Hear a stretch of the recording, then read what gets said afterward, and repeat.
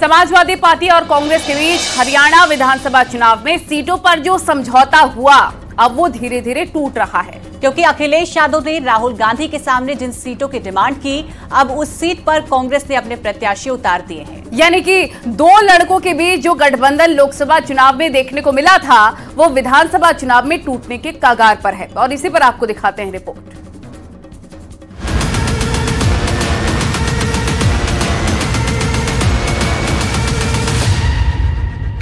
दो लड़कों की जोड़ी जिस कॉन्फिडेंस के साथ चुनावी राज्यों में साथ साथ लड़ने का वादा कर रही थी, अखिलेश यादव जिस त्याग और बलिदान की बात कर रहे थे, वो अपने ही बुने जाल में पूरी तरह से फंस चुके हैं।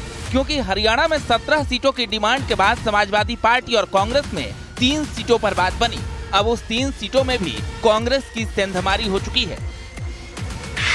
कांग्रेस की तरफ से एसपी को 3 सीटों का वादा था। हरियाणा की जुलाना सीट एसपी को देने का भरोसा मिला था, लेकिन कांग्रेस ने जुलाना सीट पर प्रत्याशी उतार दिए। यानी कांग्रेस के इस दाव से अब समाजवादी पार्टी में तनाव है, जिसके बाद कांग्रेस को अल्टीमेटम दिया जा रहा है।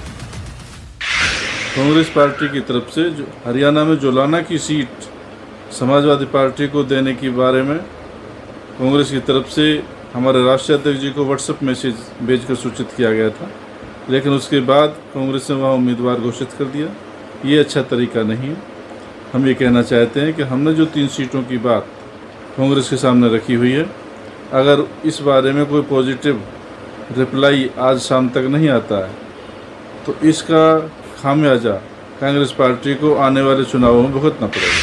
हरियाणा में कांग्रेस और समाजवादी पार्टी के बीच सीटों को लेकर ठन चुकी है, क्योंकि हरियाणा में ना तो अखिलेश की डिमांड को राहुल गांधी ने सीरियस लिया और ना ही जुलाना सीट समाजवादी पार्टी के लिए छोड़ी, जिस पर बीजेपी ने कहा कांग्रेस ने एसपी की हैसियत बता दी।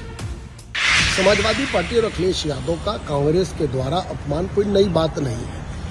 मध्य प्रदेश के चुनाव में सबको ध्यान में होगा कि कमलनाथ ने सार्वजनिक रूप से पूछा था कि अखिलेश वखिलेश कौन है।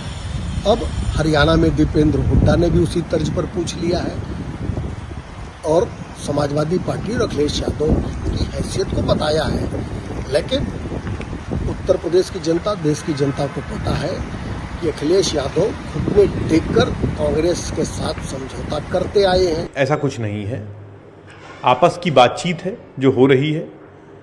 मैं बार बार इस चीज को कहता हूं कि सीटों पर निर्णय लेना दो दलों के बीच में कि कौन लड़ेगा, ये थोड़ा मुश्किल काम है। जनवरी फरवरी में यही बात उत्तर प्रदेश को भी लेकर हो रही थी कि वो गठबंधन नहीं हो पाएगा, सीटें तय नहीं हो पा रही थी, लेकिन अंत में बातचीत से बहुत अमेकेबली सीटें तय हुई, हम मिलकर चुनाव लड़े और चुनाव जीते। तो मुझे पूरा विश्वास है कि नेतृत्व इस मसले पर बात करके इस मसले को सुलझा देगा। दरअसल समाजवादी पार्टी और कांग्रेस में गठबंधन टूटने की खबरों के बीच अखिलेश यादव ने त्याग और बलिदान की बात कही थी।